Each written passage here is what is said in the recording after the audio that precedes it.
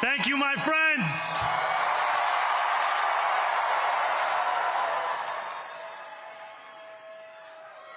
The sun may have set over our city this evening, but as Eugene Debs once said,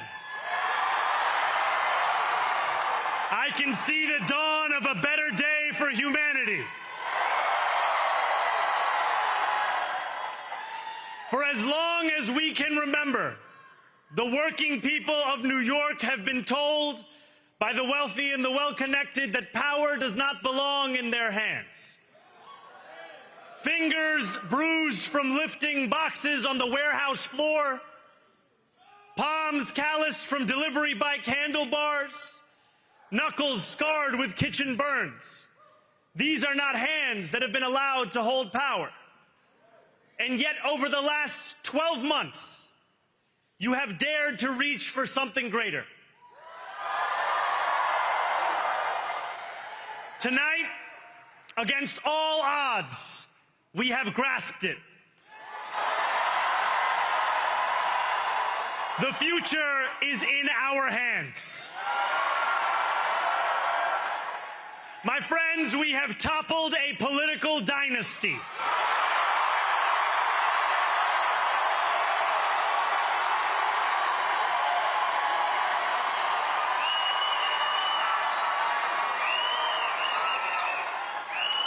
I wish Andrew Cuomo only the best in private life. But let tonight be the final time I utter his name as we turn the page on a politics that abandons the many and answers only to the few.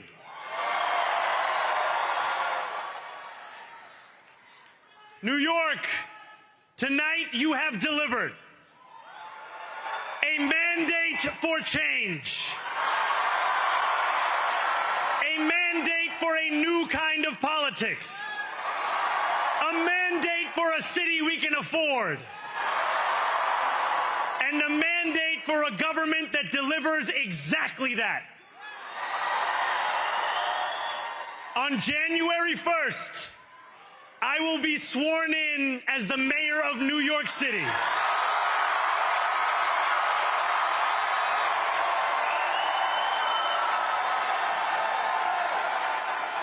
And that is because of you.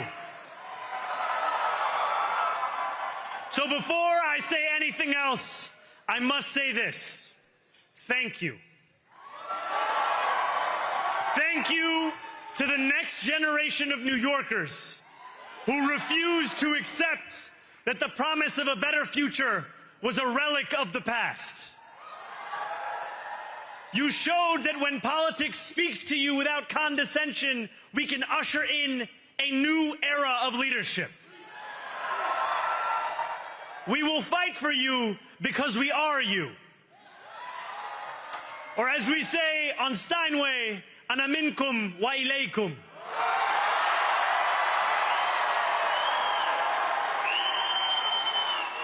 Thank you to those so often forgotten by the politics of our city who made this movement their own. I speak of Yemeni bodega owners and Mexican abuelas,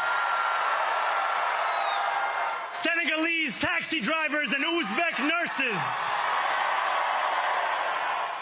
Trinidadian line cooks and Ethiopian aunties. Yes, aunties. To every New Yorker in Kensington and Midwood and Hunts Point, know this. This city is your city, and this democracy is yours too. This campaign is about people like Wesley, an $11.99 organizer I met outside of Elmhurst Hospital on Thursday night. A New Yorker who lives elsewhere, who commutes 2 hours each way from Pennsylvania because rent is too expensive in this city. It's about people like the woman I met on the BX33 years ago, who said to me, I used to love New York, but now it's just where I live. And it's about people like Richard, the taxi driver I went on a 15-day hunger strike with outside of City Hall, who still has to drive his cab 7 days a week. My brother, we are in City Hall now.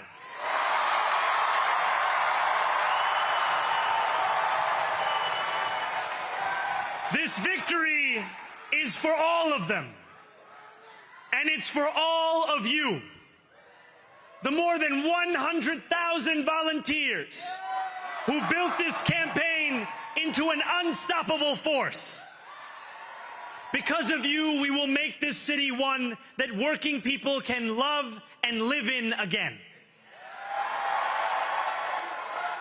With every door knocked, every petition signature earned, and every hard-earned conversation, you eroded the cynicism that has come to define our politics. Now I know that I have asked for much from you over this last year. Time and again, you have answered my calls. But I have one final request. New York City, breathe this moment in. We have held our breath for longer than we know. We have held it in anticipation of defeat. Held it because the air has been knocked out of our lungs too many times to count. Held it because we cannot afford to exhale. Thanks to all of those who sacrificed so much, we are breathing in the air of a city that has been reborn.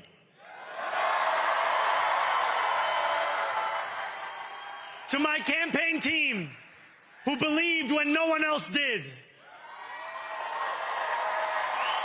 and who took an electoral project and turned it into so much more, I will never be able to express the depth of my gratitude. You can sleep now. To my parents, Mama and Baba, you have made me into the man I am today. I am so proud to be your son. And to my incredible wife, Rama,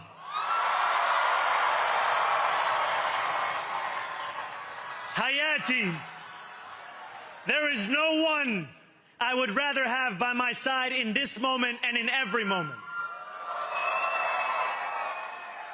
To every New Yorker, whether you voted for me, for one of my opponents, or felt too disappointed by politics to vote at all, thank you for the opportunity to prove myself worthy of your trust.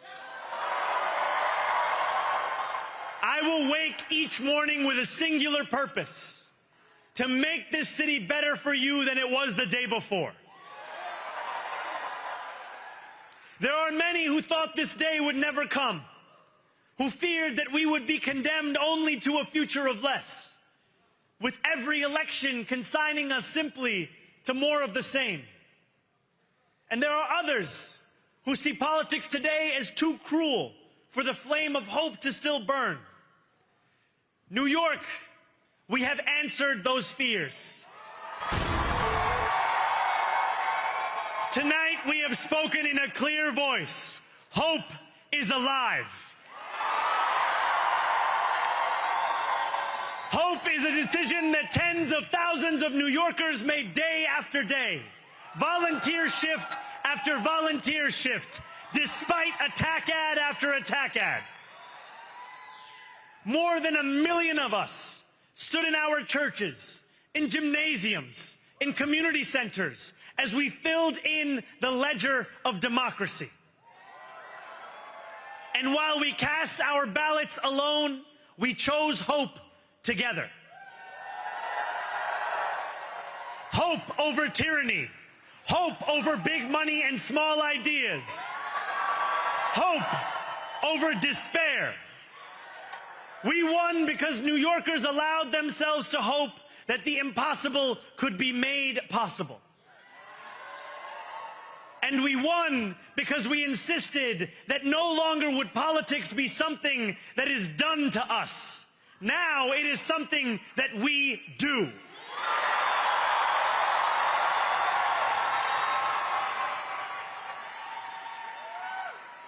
Standing before you, I think of the words of Jawaharlal Nehru. A moment comes but rarely in history when we step out from the old to the new, when an age ends and when the soul of a nation long suppressed finds utterance. Tonight we have stepped out from the old into the new. So let us speak now with clarity and conviction that cannot be misunderstood about what this new age will deliver and for whom. This will be an age where New Yorkers expect from their leaders a bold vision of what we will achieve, rather than a list of excuses for what we are too timid to attempt. Central to that vision will be the most ambitious agenda to tackle the cost of living crisis that this city has seen since the days of Fiorella LaGuardia.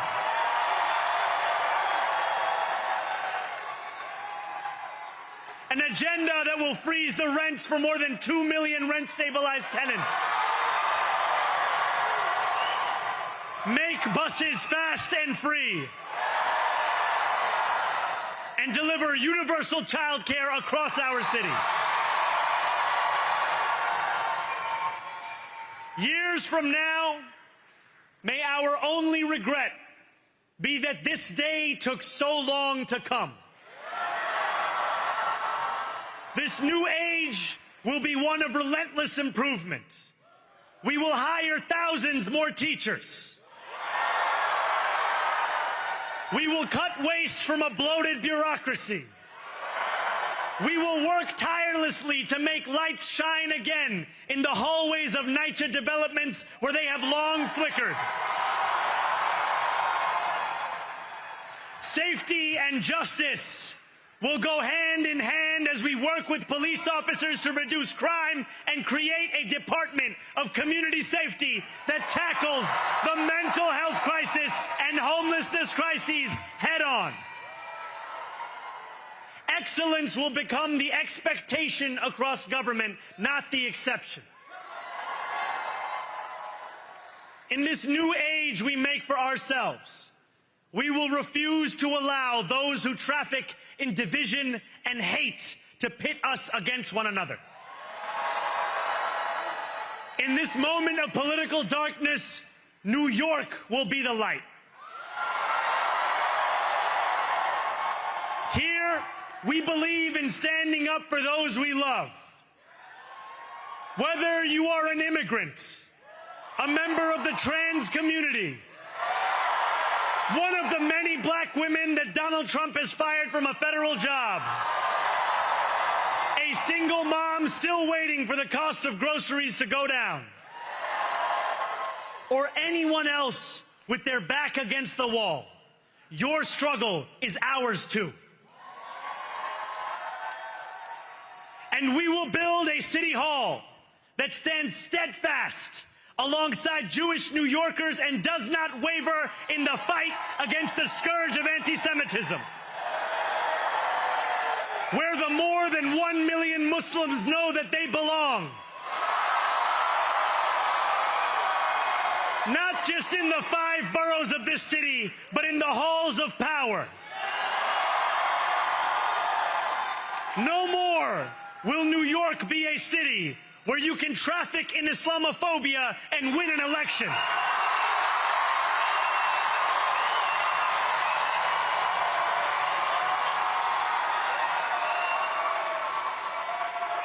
This new age will be defined by a competence and a compassion that have too long been placed at odds with one another.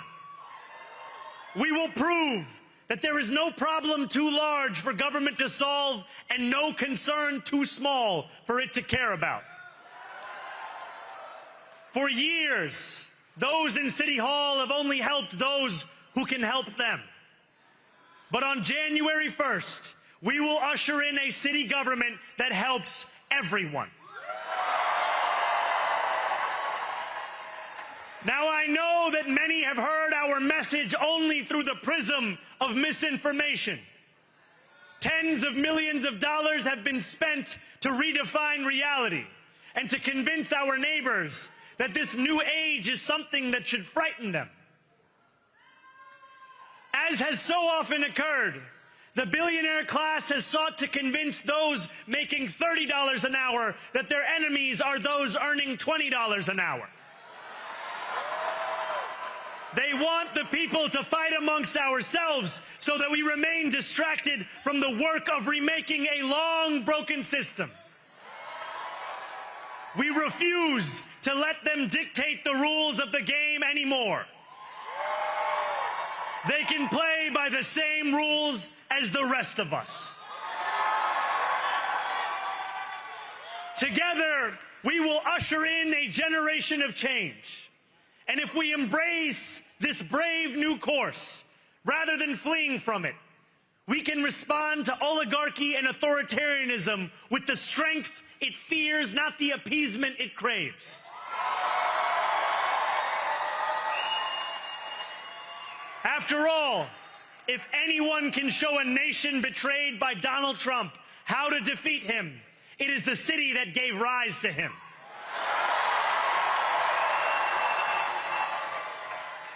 And if there is any way to terrify a despot, it is by dismantling the very conditions that allowed him to accumulate power. This is not only how we stop Trump, it's how we stop the next one. So Donald Trump, since I know you're watching, I have 4 words for you. Turn the volume up.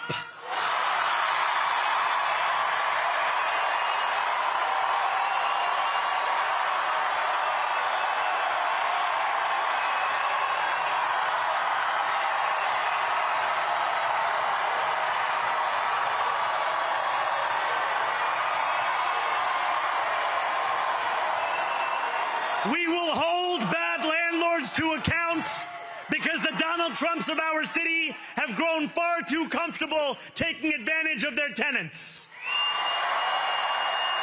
We will put an end to the culture of corruption that has allowed billionaires like Trump to evade taxation and exploit tax breaks. We will stand alongside unions and expand labor protections because we know, just as Donald Trump does, that when working people have ironclad rights, the bosses who seek to extort them become very small indeed. New York will remain a city of immigrants, a city built by immigrants, powered by immigrants, and as of tonight, led by an immigrant.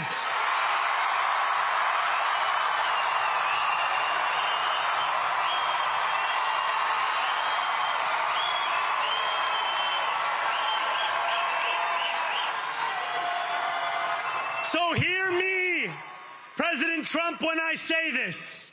To get to any of us, you will have to get through all of us.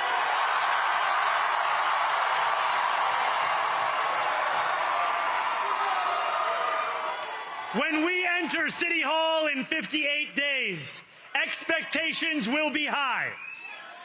we will meet them. A great New Yorker once said that while you campaign in poetry, you govern in prose.